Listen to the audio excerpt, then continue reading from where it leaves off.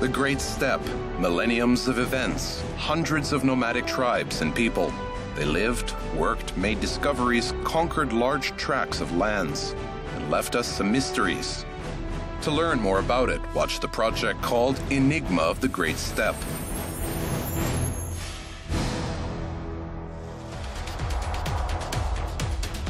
Coming up today, legend of Black Mountaineer, mountain wars, president's climb.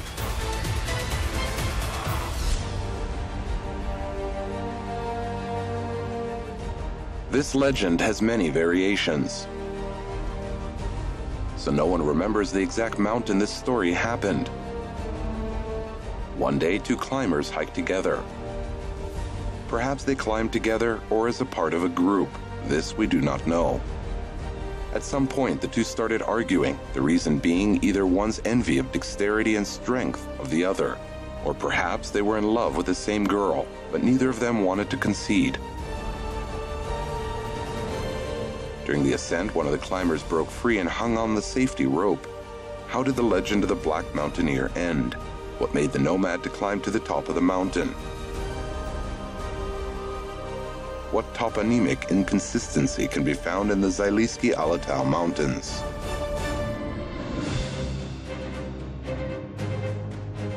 August 8th is officially considered the International Mountaineering Day. On this day in 1786, the traveling doctor Michel Gabriel Paccard and the conductor Jacques Balmat ascended to the highest point of the Alps, the Mont Blanc Massif.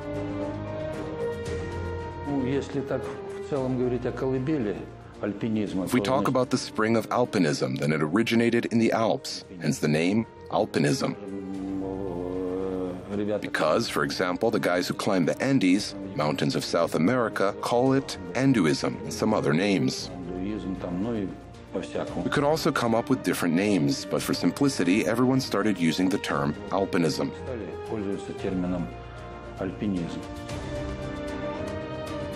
Kazakh alpinism has its own remarkable date, July 17th, 1930. This is the day when three mountain lovers, Grigory Beloglazov, Vladimir Gorbunov, and Igor Misovsky, climbed the Mala-Almatynsky Peak, which was later renamed to the Komsomol Peak and then became the Nur-Sultan Peak.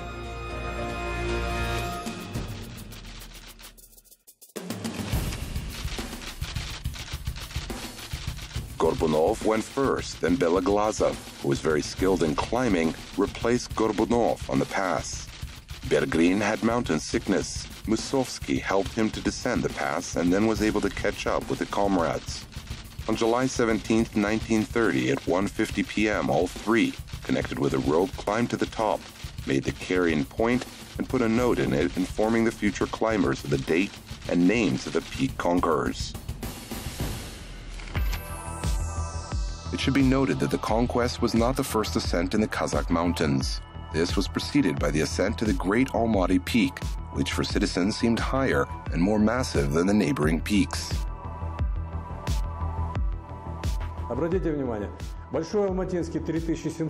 Please note that the Big Almaty Mountain is approximately 3,700 meters, and the Komsomol Peak, which is now called Nur-Sultan, and at that time it was the Mala-Almatynsky Peak, is 1,000 meters higher. That is, our eyes could not reflect the reality. However, according to experts, Kazakh people conquered mountainous areas centuries before. It is no secret that the main activity of our ancestors was nomadic cattle breeding. It meant a constant movement in search of good grass, water, and optimal temperature for the herd. People had to change locations every 15 to 20 days. In the warm seasons, the tribes that lived in the foothill area climbed up in search of a suitable jailao, summer pasture.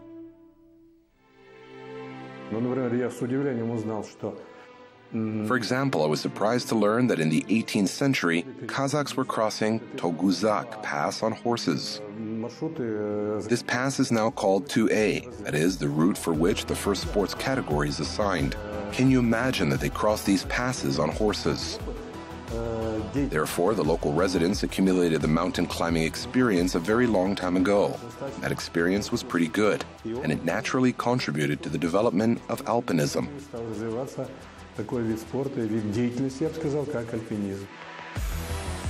This means that the view that our ancestors roamed only through the flat territories is wrong, as well as the fact that alpinism is associated with a lot of insurmountable difficulties. Of course, it is risky, but an experienced athlete knows how to act in certain situations and even learn to foresee the unpredictable nature of the weather.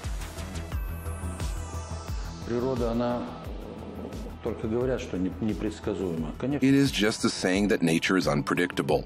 Everything is possible to predict. Let us, for example, take the weather. If we look at a long-term weather forecast, we can find the most advantageous gap when the weather is good.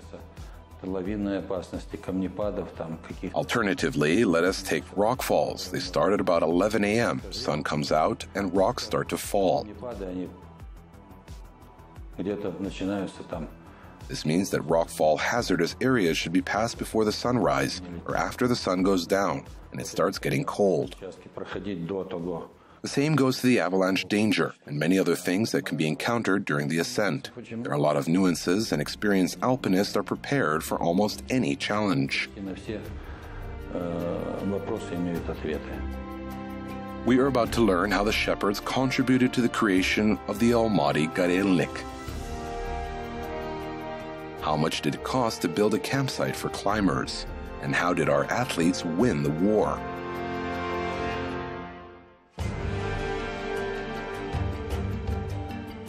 The Imperial Russian Geographical Society, founded in August 1845 in St. Petersburg, showed interest in the study of the Semiriche region.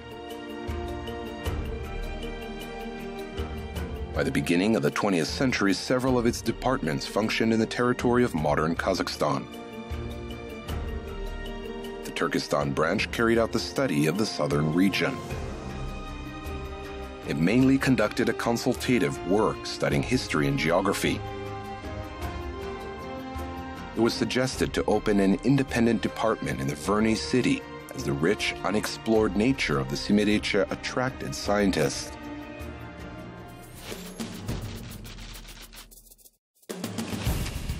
In addition to the official letter of April 28th, I consider it my duty as Vice Chairman of the Imperial Russian Geographical Society to inform you that the Council of the Society, having considered the draft of the provision of the Semiriche Division submitted by you, found the establishment of the above-mentioned Department of Society very timely and desirable, and extremely interested in its future successful development. According to some reports, the department did not have a chance to function because of military and political events. However, in 1939, the Kazakh branch of the All-Union Geographical Society was established at the Academy of Sciences of the USSR. Later, it received the status of the Kazakh Geographical Society. You know that in the 30s, Alma-Ata and Kazakhstan in general was the place of people's exile. Those people were not robbers and murderers, but more often people of intellectual work, historians, mathematicians, geologists, topographers, and others.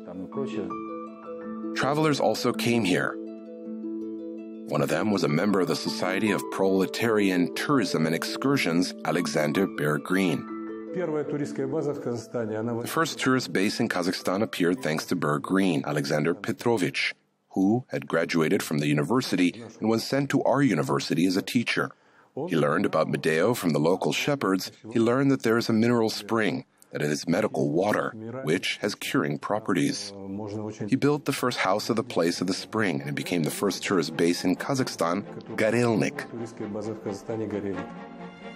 The enthusiast appealed to the deputy chairman of the Central Committee of the Communist Party of Kazakhstan, Alebi Jangildin, who allocated 3,000 rubles for the construction of a shelter for tourists and alpinists. In 1932, in the mountain area Garelnik in Zailysky Alatau, a hut created according to Bergreen's sketches and capable of accommodating 24 people appeared. 4 years later, the housing with all the necessary facilities for 50 people was built. The base was very convenient, close to the city. The supplies could be easily organized, and at the same time, it was a stronghold for mass events and big seasonal sporting events. This was a very serious milestone. This was the period when inaccessibility of the Han Tengri Peak, the highest point of Kazakhstan, attracted both local and foreign mountaineers. For the first time in 1936, the group under the leadership of Kolokolnikov made an ascent to the Han Tengri Peak. I must say that it was one of the mountains which was not easily conquered. I think the first ones who climbed it were the Ukrainians in 1935, then our mountaineers and Muscovites in 1936. Then there was a long break, pre-wartime, wartime. Then World War II began. Kazakh mountaineers were called up for duty. Viktor Zimin, Yevgeny Kolokolnikov, Pyotr Cherkasov, Alexander Buchman, Mir Kasim Gabdrakhmanov, Alexei Alexeyev, Konstantin Makarevich, Anvar Bekmetov. These are just a few of the brave heroes who stood out in the climbers' battles. It should be noted that hitherto, the military commissariats of the Soviet Union did not train mountain riflemen. We had to pay a high price for that in 1942, when the Nazis began the Edelweiss operation. The main aim of the operation was to occupy the Caucasus region, rich in natural resources and agricultural lands. In the first period, there were passes that were defended by sailors of the Black Sea Fleet in boots and capers. There is a fact recorded that the Marine Corps battalion defended the pass. The guys fought heroically and bravely, but the whole battalion was killed. Why? An avalanche came and all the soldiers were left under it. The statistics of those battles are appalling. 9 out of 10 Soviet soldiers perished from avalanches, stonefalls, unable to withstand severe weather conditions. Only one fell from the bullet of the enemy, who was much better prepared. After Hitler came to power in 1933, a few thousand young Germans visited the Caucasus using the vouchers of the Soviet organization in tourist, which hosted foreign guests. This allowed the fascists to easily navigate on the battlefield during the war. They fought with well-trained climbers from the Edelweiss division. These mountaineers and alpine skiers were born and spent all their lives in the German Alps. In addition, they knew Caucasus very well. I was working in the Department of Tourism of the Central Asian Military District in 1983. At the 40th anniversary of victory with a team of officers, I went through the routes, through passes of Caucasus fighting, and I can tell you that we used the German maps of 1942 to 1943, which each stone is designated. This proves that they were very well prepared. It was decided to force the formation of mountain rifle detachments which could resist the enemy. In March 1943, the Council of People's Commissars of the USSR adopted a resolution on the establishment of the All-Union School of Mountaineers in the mountains of the Zalysky Alatau, on the Garelnik basis. For 3 years, this school, directed by the well-attended USSR sports master Mikhail Timofeyevich Pogrebetsky, trained 1,500 instructors and 12,000 mountain shooters who showed themselves superbly on the battlefield. One of them was a mountaineer from Almaty, Leonid Kelz. Kelz and his detachment went out to a complex section of the ridge, and along the ridge went out to the pass. He shot the Germans from above, and they could not do anything to him. Why? Because the climbers' training and gear allowed it. They could pass over the Germans going through difficult areas they did not even think it was possible to move before. Leonid Kelz was in one of the groups that took German standards from the tops of Elbrus. Fascists had already begun a general retreat, and getting rid of signs of their presence at an altitude of more than 5,000 meters above sea level was more a matter of honor than a necessity. However, orders, as is known, are not negotiated, but are carried out. That is how, in February 1943, in a 40-degree frost, 20 Soviet climbers appeared in the shelter of the 11, a hotel on the southeastern slope of Elbrus.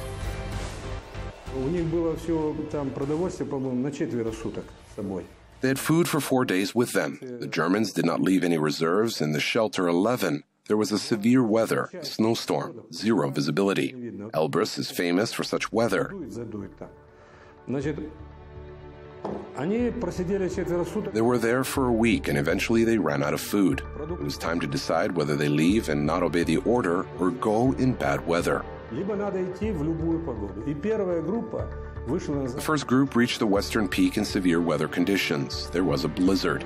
I saw the pictures. The mountain was icy, and it was necessary to move in mountaineering boots, designed specifically for moving over harsh terrain. According to experts, our climbers had ordinary felt boots on their feet. How did they manage to use the equipment and climb the difficult peak in the very bad weather? It is a mystery. The group successfully carried out an order, found and eliminated remains of the German standards. The second detachment, which included Leonid Kelz, made a similar successful climb along the eastern side of Elbrus. Commander of all three groups, Gusev, who wrote several books, received the Order of the Red Star. And all the others, including Leonid Kelz, received medals for courage. I found a reward sheet. Despite the seemingly brutal nature of mountaineering, the sport is accessible and open for women. Generally speaking, the female body is certainly more enduring than the male one. And it is possible to give women a very good training.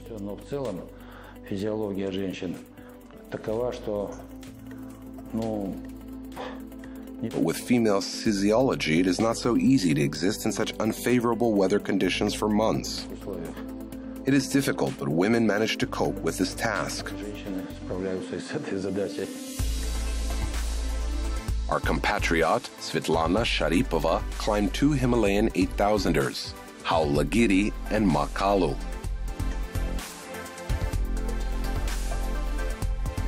Another female climber, Lyudmila Savina, the national team of Kazakhstan, reached the highest point of the world, Everest, in 1997.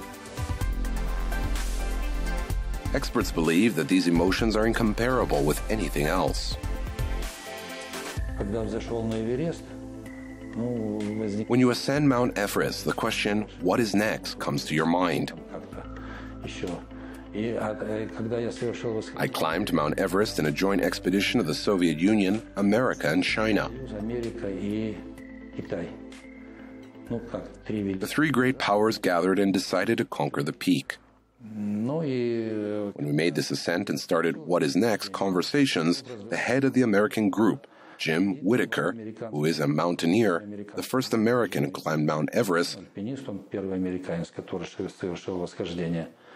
said there was a new, very interesting program and told me about it. My immediate thought was, I have to try it. What sports program was mentioned? Where can climbers be threatened by cannibals? And what does the legend about the black climber teach?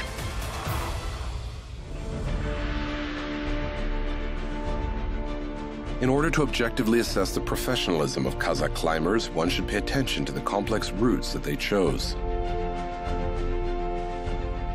The ascent of the northern wall of the Khan Tingri Peak, or the ascent of the northern slope to the Victory Peak, which even today few can climb. Let us also recall the first Soviet Himalayan expedition, eyewitness and participant of which was Yervan Tikhonovich, and with him 4 more of our glorified compatriots. Kazbek Valiyev, Valery Khrishatny, Yuri Golodov, and Sergei Chepchev. 5 Kazakhs represented a third of the national team of the Soviet Union.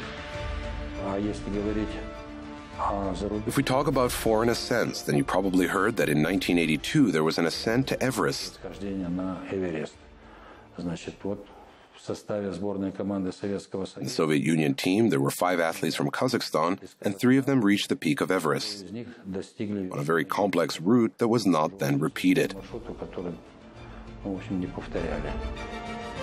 Yervant Ilinsky climbed the highest point of the planet in 1990 at the age of 50. It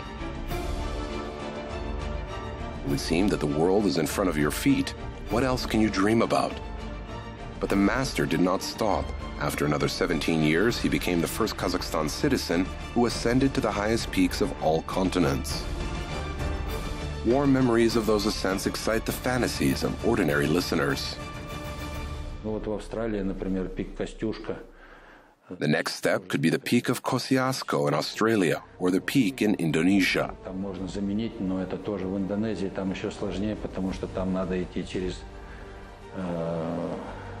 It is even more difficult because there you have to go through the jungle where most cannibals used to live.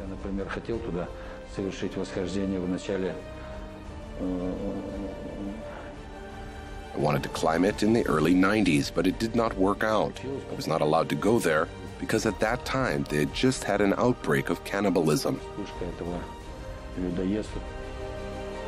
One of the key factors in mountaineering is trust in the partner. Do you remember the beginning of the legend of the Black Climber? Let us continue it. During the ascent, one of the climbers fell off and hung on the safety rope, injuring his hand. His partner, whether unable to pull the partner or for other reasons, cut the cable, and the person could not be saved. The soul of the deceased climber did not rest, but began to show up to those who found themselves in the mountains at night. There are a lot of variants of this legend. And so he goes around, peeps into the tents, and looks for his partner. And when he sees someone looking alike, he starts shouting, "Henry, where is my hand?" This shout is performed at the most acute moment of the story.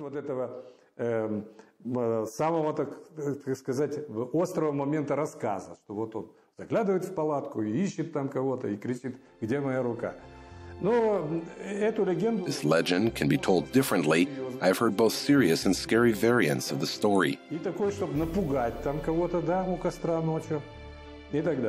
However, it is all fantasy, you know.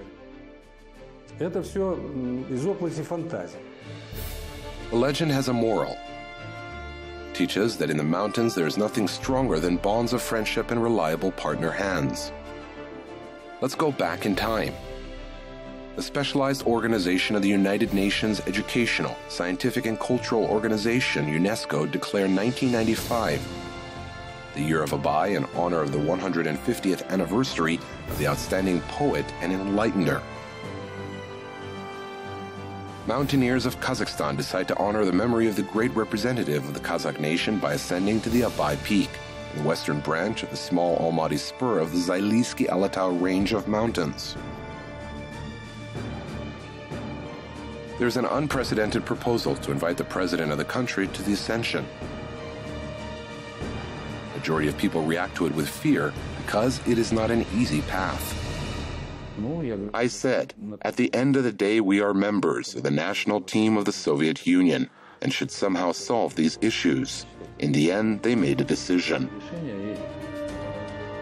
The ascent took place and it was successful. The head of state had overcome all the way up, which is 4,010 meters above sea level, and about 6 to 7 hours of hiking. Experienced mountaineers noted calmness, endurance, and physical preparation of the president. Only later, having gathered with the entire team of the ascendants, the president admitted how challenging the ascent was for him. He said, "You know, guys, when I first agreed, I thought climbing the Abai Peak is great as Abai was an outstanding Kazakh poet and enlightener. However, I thought if I do this, I have to climb to the top.